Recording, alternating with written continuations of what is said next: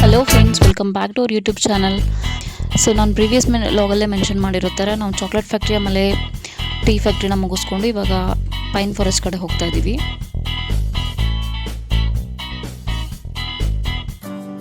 ಯಾರ್ಯಾರು ನಮ್ಮ ಪ್ರೀವಿಯಸ್ ಲಾಗ್ನ ನೋಡಿಲ್ಲ, ಪ್ಲೀಸ್ ಒಂದ್ಸತಿ ಚೆಕ್ಔಟ್ ಮಾಡಿ.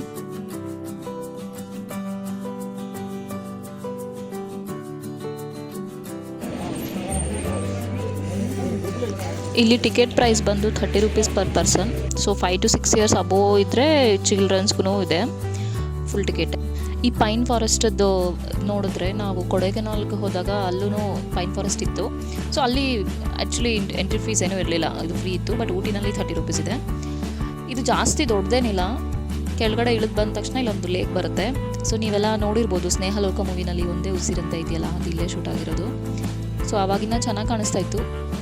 ಇವಾಗಲೂ ಇದೆ, ಬಟ್ ಜಾಸ್ತಿ ಜನ ಇರೋದ್ರಿಂದ ಹಾಗೆ ಅನಿಸ್ತಾ ಇದೆ, ಏನೋ ಗೊತ್ತಿಲ್ಲ. ಸೊ ಆಮೇಲೆ ನಾವಲ್ಲಿ ಹಾರ್ಸ್ ರೈಡ್ ಹೋಗಿದ್ವಿ. ನಾವು ಆ್ಯಕ್ಚುಲಿ 3 ಜನನೂ ಹೋಗಬೇಕು ಅಂದ್ಕೊಂಡ್ವಿ, ಬಟ್ ಬೇಡ ಅನ್ನಿಸ್ತು. ಆಮೇಲೆ ಪಾಪ ನಾವು ಸುಮ್ಮನೆ ಪ್ರಾಣಿಗೆ ಹಿಂಸೆ ಕೊಡ್ತಾ ಇದ್ದೀವಿ ಅನ್ನೋ ಥರ ಫೀಲ್ ಬಂತು. ಸೊ ಅದಕ್ಕೆ ನಾವು ಕಂಟಿನ್ಯೂ ಮಾಡಲಿಲ್ಲ. ನಾನು ಹೋಗ್ಬೇಕು ಅಂದ್ಕೊಂಡೆ, ಬಟ್ ಬೇಡ ಅಂತ ಬಿಟ್ಬಿಟ್ಟೆ. ಈ ಶ್ರೀಯುಗೋಸ್ಕರ ಮಾಡ್ದಂಗೆ ಆಯಿತು ಅಷ್ಟೇ. ಹಾರ್ಸ್ ರೈಡದ್ದು ಕಾಸ್ಟ್ ಬಂದು 200 ರೂಪೀಸು. ಒಂದು 100 to 200 ಮೀಟ್ರ್ ಕರ್ಕೊಂಡು, 200 ಮೀಟ್ರು ಆಗಲ್ಲ, 100 ಮೀಟ್ರಿಂದ 150 ಮೀಟ್ರ್ ಅಷ್ಟೇ ಕರ್ಕೊಂಡು ಬರೋದವರು. ಅಲ್ಲಿ ಕೆಳಗಡೆ ಬಂದು ಲೇಕ್ಗೆ ಬಿಡ್ತಾರೆ. ಸೊ ಅಲ್ಲಿ ನಾವು ಮತ್ತೆ ಫೋಟೋಶೂಟ್ನ ಕಂಟಿನ್ಯೂ ಮಾಡಿದ್ವಿ.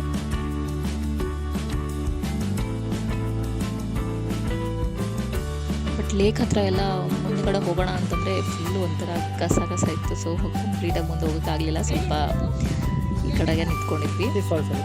ಇಬ್ಬರನ್ನು ಬಿಟ್ಟು ಅವ್ರು ಮುಂದೆ ಹೋದ್ರು, ಟೈಮ್ ಆಗ್ತಿದೆ ಅಂತ. ಬಟ್ ನಾವು ಹೋದ್ಮೇಲೆ ಕಾರ್ ತೆಗಿಬೇಕೇನಿದ್ರು. ಹೋಗ್ತಾ ಇದ್ದೀವಿ ಈಗ.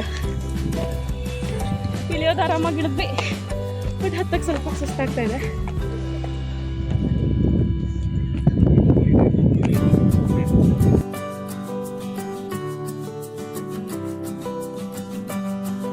ಊಟಿನಲ್ಲಿ ಇದು ಲಾಸ್ಟ್ ಡೇ ಆಗಿರೋದ್ರಿಂದ ನಾವು ಮತ್ತೆ ಬೇರೆ ಪ್ಲೇಸಸ್ ನೋಡೋಕ್ಕೆ ಹೋಗಲಿಲ್ಲ. ಆ್ಯಕ್ಚುಲಿ ಆನ್ ದ ವೇ ನಮಗೆ ಪೈಕಾರ ವಾಟರ್ಫಾಲು ಮತ್ತು ಇನ್ನೊಂದು ವೆನ್ಲಾಕ್ಸ್ ಡೌನು ನೇಚರ್ ಟ್ರೇಲ್ ಅಂತ ಒಂದು ಶೂಟಿಂಗ್ ಸ್ಪಾಟ್ ಬರುತ್ತೆ, ಇದೆ ಅದು.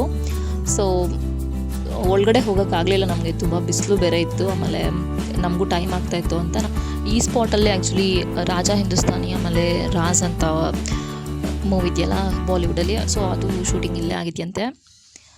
ಸೊ ಹಾಗೇನ ಹೊರಗಡೆಯಿಂದ ನೋಡಿಕೊಂಡು ನಾವು ಮುಂದೆ ಜರ್ನಿ ಕಂಟಿನ್ಯೂ ಮಾಡಿದ್ವಿ ಬ್ಯಾಂಗ್ಳೂರು ಕಡೆಗೆ.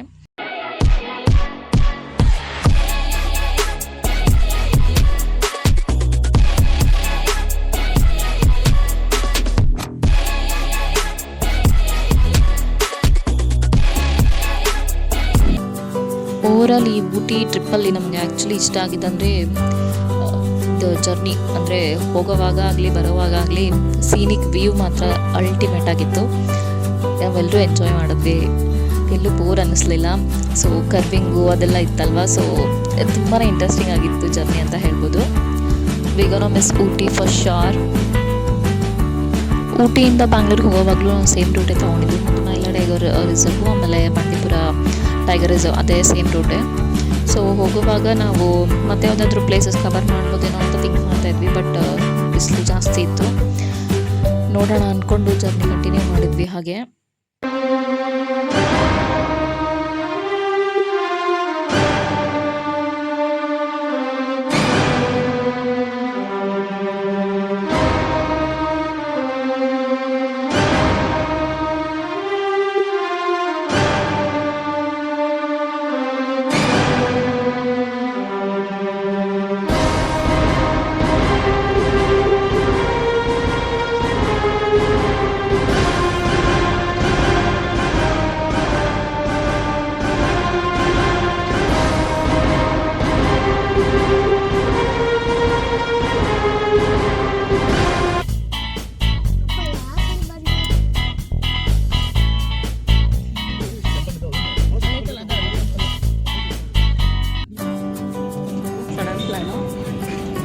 ನಂಜನಗೂಡು ಎಂಟ್ರೆನ್ಸ್ ಆದ ತಕ್ಷಣ ನೋಡಿದ್ವಿ ಹಾಗೆ ಎಷ್ಟು ದೂರ ಇದೆ ಟೆಂಪಲ್ ಓಪನ್ ಇದೆಯೋ ಇಲ್ವೋ ಅಂತ. ನಮ್ಮ ಪುಣ್ಯಕ್ಕೆ ಟೆಂಪಲ್ ಓಪನ್ ಇತ್ತು, ಸೊ ಒಳಗಡೆ ಹೋಗ್ತಾ ಇದ್ದೀವಿ ಇವಾಗ. ಗೊತ್ತಿಲ್ಲ ಅಲ್ಲಿ ಒಳಗಡೆ ಅಲೋ ಮಾಡ್ತಾರೋ ಇಲ್ವೋ, ನೋಡೋಣ, ಟ್ರೈ ಮಾಡ್ತೀವಿ ಎಷ್ಟಾಗುತ್ತೋ ಅಷ್ಟು. ಇದು ನಂಜನಗೂಡಿನ ಶ್ರೀಕಂಠೇಶ್ವರ ದೇವಸ್ಥಾನ. ಇಲ್ಲಿ ದೇವರಿಗೆ ನಂಜುಂಡೇಶ್ವರ ಅಂತಲೂ ಕರೀತಾರೆ, ಶ್ರೀಕಂಠೇಶ್ವರ ಅಂತಲೂ ಕರೀತಾರೆ. ಇಲ್ಲಿ ಪ್ರತಿ ಹುಣ್ಣಿಮೆಗೆ ಹಾಗೆ ರಥಸಪ್ತಮಿ ದಿನ, ಮಹಾಶಿವರಾತ್ರಿ ದಿನ, ಆಮೇಲೆ ಗಿರಿಜಾ ಕಲ್ಯಾಣೋತ್ಸವ ಇದ್ದಾಗ, ಆಮೇಲೆ ತೆಪ್ಪೋತ್ಸವ ಇದ್ದಾಗ, ಲಕ್ಷದೀಪೋತ್ಸವ ಇದ್ದಾಗ ರಥೋತ್ಸವ ನಡೆಯುತ್ತೆ. ಸೊ ಅದು ತುಂಬ ಚೆನ್ನಾಗಿರುತ್ತಂತೆ. ನಮಗೆ ಅದು ಆ್ಯಕ್ಚುಲಿ ಅಲ್ಲಿ ಹೋದ್ಮೇಲೆ ಗೊತ್ತಾಯಿತು. ಸೊ ನೀವೇನಾದರೂ ಪ್ಲ್ಯಾನ್ ಮಾಡ್ತಾಯಿದ್ರೆ ನಂಜನಗೂಡಿಗೆ, ಸೊ ಆ ಟೈಮಲ್ಲಿ ಪ್ಲ್ಯಾನ್ ಮಾಡ್ಕೊಳ್ಳಿ, so that you can also witness it. ಈ ದೇವಸ್ಥಾನದಲ್ಲಿ ಮುಖ್ಯ ದೇವರು ಬಂದು ಶಿವ ಮತ್ತು ಪಾರ್ವತಿ, ಹಾಗೆ ದೊಡ್ಡ ಬಸವ. ಸೊ ಎಂಟ್ರೆನ್ಸಲ್ಲಿ ಬರೋವಾಗಲೇ ನಮಗೆ ದೊಡ್ಡ ಬಸವದು ಮೂರ್ತಿ ಇದೆ, ನೋಡ್ಬೋದು ಅದನ್ನ ನೀವು. ಒಳಗಡೆ ಬಂದರೆ ಶಿವ ಮತ್ತು ಪಾರ್ವತಿ ಅಮ್ಮನವ್ರದ್ದಿದೆ. ಸೊ ಅಲ್ಲಿ ಒಳಗಡೆ ಎಲ್ಲ ಅಲೋ ಮಾಡಲಿಲ್ಲ, ನಾನು ವಿಡಿಯೋ ಮಾಡೋಕ್ಕಾಗಲಿಲ್ಲ. ಕಾವೇರಿ ನದಿಯ ಉಪನದಿಯಾದ ಕಪಿಲಾ ನದಿಯಲ್ಲಿ ಹರಿದಿದೆ. ಇವಾಗ ನಾವು ಕಪಿಲಾ ನದಿಗೆ ಹೋಗ್ತಾ ಇದ್ದೀವಿ.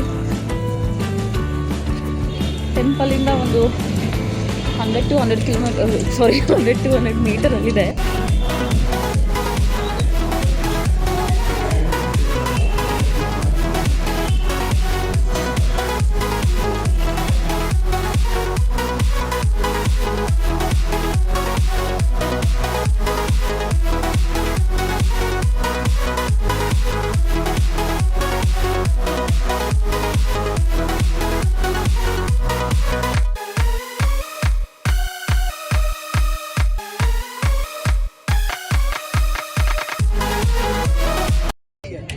ನನ್ನ ಮಗ ತೆಪ್ಪದಲ್ಲಿ ಹೋಗ್ತಾನಂತೆ, ಕೇಳ್ತಾ ಇದ್ದಾನೆ. ಮತ್ತು ಹೇಳಿದ ಮಾತು ಕೇಳಲ್ಲ, ನೀವು ಈಗ ಯಾಕೆ ಕೊಡಿಸ್ಬೇಕು ಮಾಡಬೇಕು ಅಂತ ಡಿಸ್ಕಷನ್ ನಡೀತಾ ಇದೆ ಇಲ್ಲಿ. ನದಿ ಎಂಟ್ರೆನ್ಸಲ್ಲೇ ಹಾಕಿದ್ದಾರೆ ಬೋರ್ಡ್ನ, ಇಲ್ಲಿ ಕ್ಲೀನಾಗಿ ಇಟ್ಕೊಳ್ಳೋಕ್ಕೆ. ಬಟ್ ಏನೂ ಕ್ಲೀನಾಗಿರಲಿಲ್ಲ, ಅಲ್ಲೇ ಸ್ನಾನ ಮಾಡ್ತಾಯಿದ್ರು, ಅಲ್ಲೇ ಬಟ್ಟೆ ಒಗಿತಾಯಿದ್ರು. ಇದೆಲ್ಲ ನಮ್ಮ ಸಾರ್ವಜನಿಕರ ಕರ್ತವ್ಯ ಆಗಿರುತ್ತೆ. ಒಬ್ಬರಿಂದ ಏನು ಮಾಡೋಕ್ಕಾಗಲ್ಲ, ಎಲ್ಲರೂ ಕೈ ಜೋಡಿಸ್ದಾಗಲೇ ಆಗೋದು. ಗೊತ್ತಿಲ್ಲ ನಮ್ಮ ಜನಕ್ಕೆ ಯಾವಾಗ ಬುದ್ಧಿ ಬರುತ್ತೋ ಅಂತ. ಮತ್ತು ನಾಳೆ ಎಕ್ಸಾಮ್ ಐತಲ್ಲ, ಎಲ್ಲಿ ಹೋಗೋಣ? ಅಲ್ಲಿ ಅಪ್ಪಾಜಿ ಬೆಳಿಗ್ಗೆ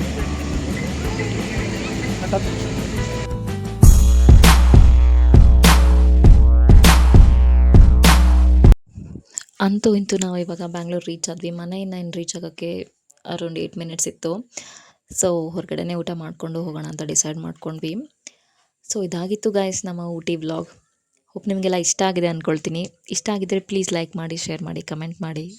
ಹಾಗೆ ನಮ್ಮ ನೆಕ್ಸ್ಟ್ ಟ್ರಿಪ್ಗೋಸ್ಕರ ವೇಟ್ ಮಾಡ್ತಾಯಿರಿ. ನೆಕ್ಸ್ಟ್ ವ್ಲಾಗಲ್ಲಿ ಮೀಟ್ ಆಗೋಣ. Thank you for watching. Bye.